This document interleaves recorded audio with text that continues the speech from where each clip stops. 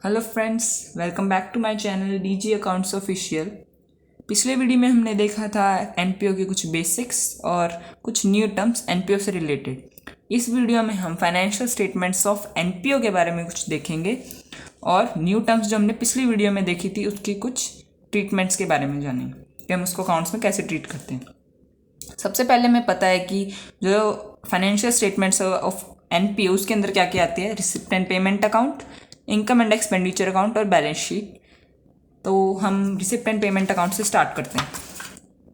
Receipt and payment account एक account है जिसको हम at the end of the year prepare करते हैं, यानी फाइनेंशियल स्टेटमेंट्स तो हमेशा वैसे हम एंड ऑफ द ईयर पे प्रिपेयर करते हैं, तो इसको हम एंड ऑफ द ईयर पे प्रिपेयर करते हैं।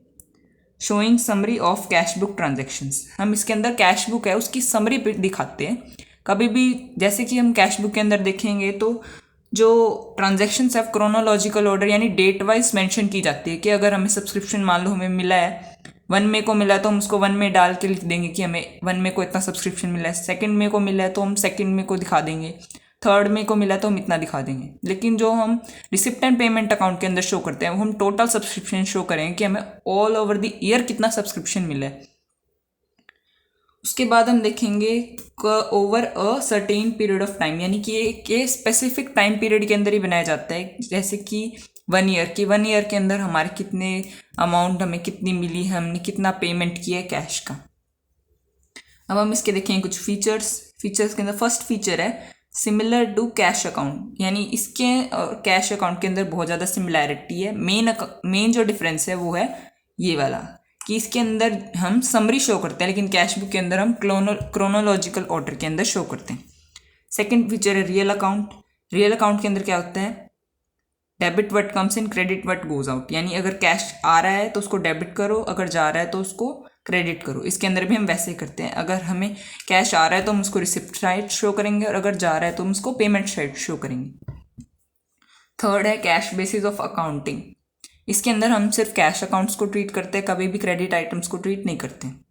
फोर्थ है कैपिटल प्लस रेवेन्यू आइटम्स। वैसे तो 11th क्लास का टॉपिक है लेकिन कोई बात नहीं, इसमें मोस्टली बच्चों को कन्फ्यूजन रहती है इसलिए मैं बता देती हूँ। कैपिटल आइटम्स के अंदर वो आइटम्स आती है जो इरेगुलर होती है, यानी कि जो हर साल अकर नहीं करती है। और रेवेन्यू आइटम्स के अंदर वो अमाउंट आती है जो रेगुलरली इंकर करती है, जैसे कि सब्सक्रिप्शन है वो हर साल आता है। और अगर हम कोई मशीनरी है वो सेल या परचेज कर रहे हैं तो वो हर साल हम परचेज नहीं करते हैं, तो वो कैपिटल आइटम है। लेकिन कुछ ऐसी आइटम्स भी होती है जो इरेगुलर होती है लेकिन हम उसको फिर भी रेवेन्यू आइटम्स में ट्रीट करते हैं। जैसे कि loss on sale of machinery, वो एक कैपिटल लॉस है लेकिन फिर भी हम उसको रेवेन्यू में शो करते हैं। एक इरेगुलर लॉस है लेकिन फिर भी हम उसको रेवेन्यू में शो करते हैं। क्यों? क्योंकि उसका बेनिफिट जो है वो हमें सिर्फ करंट ईयर में मिल रहा है। जो हमारी मशीन है उसका जो लॉस हमें हुआ है वो सिर्फ करंट ईयर में हुआ है, हर बार तो नहीं होगा ना। इसलिए इसके अंदर हमें जो फ्यूचर बेनिफिट हो, अगर वो फ्यूचर बेनिफिट हो रहा है तो हम उसको कैपिटल के अंदर शो करेंगे, और अगर कोई फ्यूचर बेनिफिट हमें नहीं दिख रहा है तो हम उसको रेवेन्यू में ट्रीट करेंगे। इसके बाद हम देख लेते हैं रिसिप्ट एंड पेमेंट अकाउंट का फॉर्मेट। सबसे पहले हम लिखेंगे receipt and payment account for the year ended, यानी कि ओवर अ पीरियड, यानी कि एक डेट पर नहीं, पूरे टाइम पीरियड के लिए है, एक साल के लिए है। For the year ended 31 March what ever the year is. इसके अंदर हम डेबिट या क्रेडिट साइड शो नहीं करते, इसके अंदर रिसिप्ट साइड होती है और पेमेंट साइड होती है। सबसे पहले हम लिखते हैं ओपनिंग बैलेंस ऑफ कैश या बैंक। ये हमें गिवन होता है कि हमें ओपनिंग बैलेंस सबसे पहले लिखना है। उसके बाद हम सारी कैश रिसिप्ट, चाहे वो कैपिटल नेचर की हो यानी हमने कोई मशीनरी सेल की है उससे जो हमें रिसिप्ट मिली हो वो हम शो करते हैं। और रेवेन्यू आइटम्स, कोई भी हमें सब्सक्रिप्शन मिला है या फिर कोई भी हमें जनरल लीगेसी मिली है उसको भी हम राइट करते हैं। उसके बाद हम लिखते हैं कैश पेमेंट, जो भी हमने कैश के अंदर पेमेंट की है, चाहे वो कैपिटल नेचर की है चाहे रेवेन्यू नेचर की है, उसको हम शो करते हैं। उसके बाद जो हमारा बैलेंसिंग फिगर होता है उसको हम बोलते हैं क्लोजिंग बैलेंस ऑफ कैश या बैंक। ये थी रिसिप्ट एंड पेमेंट अकाउंट की डिटेल। इसके बाद हम देखेंगे इनकम एंड एक्सपेंडिचर अकाउंट की डिटेल्स।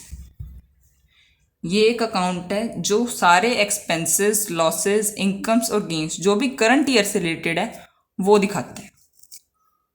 इसके जो फीचर्स है उसका फर्स्ट फीचर है similar to P and L account, यानी कि पी एंड एल अकाउंट और income and expenditure account similar है, जो मेन डिफरेंस आता है वो सरप्लस और प्रॉफिट के अंदर जो डिफरेंस है वही डिफरेंस आता है कि प्रॉफिट सीकिंग एंटरप्राइज के अंदर तो हम P&L बनाते हैं क्योंकि वहाँ पर प्रॉफिट होता है, लेकिन एनपीओ के अंदर हम इनकम एंड एक्सपेंडिचर बनाते हैं क्योंकि इसके अंदर हमें प्रॉफिट नहीं, इसके अंदर हम सरप्लस होता है। सेकेंड फीचर है नॉमिनल अकाउंट, क्योंकि ये एक्सपेंसेस, लॉसेज, इनकम्स और गेन्स को ट्रीट कर रहा है कि इसके अंदर हम इसको नॉमिनल अकाउंट मानते हैं, क्योंकि इसका क्या रूल होता है, debit all the expenses and losses and credit all the incomes and gains. Third feature है एक्रूअल बेसिस ऑफ अकाउंटिंग, यानी इसके अंदर हम credit items plus cash items दोनों को ट्रीट करते हैं। वैसे तो एक्रूअल बेसिस का मतलब होता है कि हमें कोई चीज़ रिसीव हुई है चाहे नहीं हुई है, अगर ओनरशिप ट्रांसफ़र हो चुकी है तो हम उसको रिकॉर्ड करते हैं। फोर्थ फीचर है ओनली रेवेन्यू आइटम्स, इसके अंदर सिर्फ रेगुलर आइटम्स ट्रीट की जाती है और जो आइटम्स हमें करंट ईयर के अंदर बेनिफिट करे सिर्फ वो आइटम्स आती है। इनकम एंड एक्सपेंडिचर अकाउंट, सबसे पहले हम ये लिखते हैं फॉर्मेट के अंदर, फिर लिखते हैं for the year ended 31 March. Debit side और क्रेडिट साइड होती है इसके अंदर, फिर लिखते हैं पर्टिकुलर्स अमाउंट। सबसे पहले हम इसके अंदर एक्सपेंसेस और लॉसेज लिखते हैं जो हमें मिलती है या तो रिसिप्ट एंड पेमेंट अकाउंट से या मिलती है हमें एडजस्टमेंट से। फिर लिखते हैं हम सारी इनकम्स या गेन्स जो भी हमें पता चलती है रिसिप्ट एंड पेमेंट अकाउंट से और एडजस्टमेंट से। उसके बाद या तो जो बैलेंसिंग फिगर निकलेगा या तो वो क्रेडिट साइड का ज़्यादा होगा या वो डेबिट साइड का ज़्यादा होगा। अगर क्रेडिट साइड का बैलेंस ज़्यादा है तो हम इस साइड जो बैलेंस शो करेंगे उसको लिखते हैं हम सरप्लस, और अगर डेबिट साइड का ज़्यादा है तो हम उसको लिखते हैं डेफिसिट। ये दोनों ही कैपिटल फंड में ट्रांसफ़र की जाती है। फाइनेंशियल स्टेटमेंट के अंदर आगे देखें तो आती है बैलेंस शीट। जो बैलेंस शीट हम एनपीओ में बनाते हैं और जो प्रॉफिट सीकिंग एंटरप्राइज में बनाते हैं उन दोनों में बहुत कम डिफरेंस होते हैं। मेन जो डिफरेंस होता है वो होता है कैपिटल अकाउंट और कैपिटल फंड का। प्रॉफिट सीकिंग एंटरप्राइज के अंदर हम बनाते हैं कैपिटल फंड और एनपीओ के अंदर हम बनाते हैं प्रॉफिट सीकिंग एंटरप्राइज के अंदर हम बनाते हैं कैपिटल अकाउंट और एनपीओ के अंदर हम बनाते हैं कैपिटल फंड। जो बैलेंस शीट है वो में financial position at the end of the year यानी 31 मार्च को हमारी फाइनेंशियल पोजीशन कैसी है वो दिखाती है। बैलेंस शीट का फॉर्मेट वैसा ही होता है जैसा प्रॉफिट सीकिंग एंटरप्राइज के अंदर होता है। बैलेंस शीट एज एट 31 मार्च जो भी डेट है। लाइबिलिटीज़, असेट्स, सबसे पहले हम लिखते हैं असेट्स या लाइबिलिटीज़ लिख लो, लेकिन असेट्स के अंदर जो मेजरली बच्चे गलती करते हैं वो होता है कैश। वो कैश लिखना भूल जाते हैं। अगर ओपनिंग बैलेंस शीट बना रहे हैं तो हमें ओपनिंग कैश बैलेंस लिखना है और अगर क्लोजिंग बैलेंस शीट बना रहे हैं तो हमें क्लोजिंग बैलेंस लिखना है। उसके बाद हम लिखते हैं लाइबिलिटीज़, फिर आता है कैपिटल फंड। अब हम देखेंगे कैपिटल फंड क्या होता है।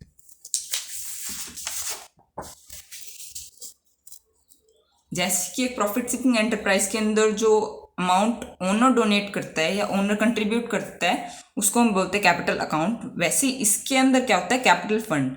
इसके अंदर जो कैपिटल फंड है वो किससे बनता है, लाइफ मेंबरशिप फीस, लीगेसीज, सरप्लस और एंट्रेंस फीस। अब देखेंगे हम न्यू टर्म्स जो हमने पिछली वीडियो में देखी थी उसका कुछ ट्रीटमेंट।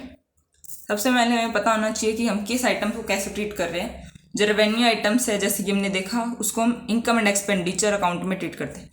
रेवेन्यू आइटम्स भी सिर्फ वो वाली जो करंट ईयर से रिलेट करती हो। कैपिटल आइटम्स बैलेंस शीट के अंदर। फर्स्ट आइटम है सब्सक्रिप्शन रेवेन्यू नेचर की आइटम है, ये हर ईयर अकर होती है तो हम उसको इनकम एंड एक्सपेंडिचर अकाउंट में शो करते हैं।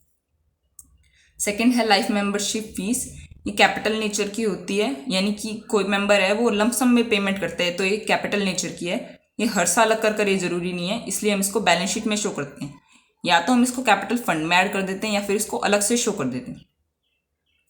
थर्ड है एंडोनमेंट फंड, ये कैपिटल नेचर की है, ये भी जरूरी नहीं कि हर साल अलग करो, तो इसको हम लाइबिलिटी साइड में शो करते हैं बैलेंस शीट के अंदर।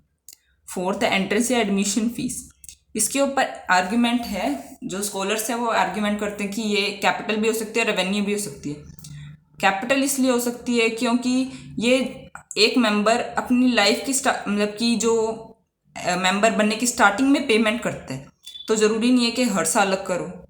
और रेवेन्यू इसलिए क्योंकि हर साल मेंबर एंटर करते रहते हैं तो एडमिशन फ़ीस हर साल मिलती है। तो अगर इसे रेवेन्यू माने तो इसे हम इनकम एंड एक्सपेंडिचर के अंदर लिखते हैं, और अगर हम इसके कैपिटल नेचर का माने तो हम इसके कैपिटल फंड में लिखते हैं। अगर क्वेश्चन में कुछ भी मेंशन ना हो तो हम उसको रेवेन्यू नेचर का ही मानते हैं, लेकिन अगर स्पेशली मेंशन किया जाए कि it is to be capitalise तो हम उसको कैपिटल फंड के अंदर ऐड कर देते हैं। फिफ्थ है डोनेशन एंड लीगेसी। ये दोनों का सिमिलर नेचर था, इसलिए इन दोनों को मैंने क्लब कर दिया है। अगर जनरल लीगेसी या जनरल डोनेशन हो तो उसको हम रेवेन्यू नेचर का मानकर इनकम एंड एक्सपेंडिचर साइड में इनकम साइड शो कर देते हैं, यानी क्रेडिट साइड शो कर देते हैं। अगर स्पेसिफिक लीगेसी या स्पेसिफिक डोनेशन हो तो उसको हम कैपिटल नेचर का मान के बैलेंस शीट में शो कर देते हैं। लास्ट आता है ऑनोरेरियम। ऑनोरेरियम एक रेवेन्यू एक्सपेंडिचर है, हर साल अकर करता है, तो इसको हम इनकम एंड एक्सपेंडिचर की डेबिट साइड में शो करते हैं। That's all for today. Thank you for watching. If you like the video please do like, share, comment and subscribe.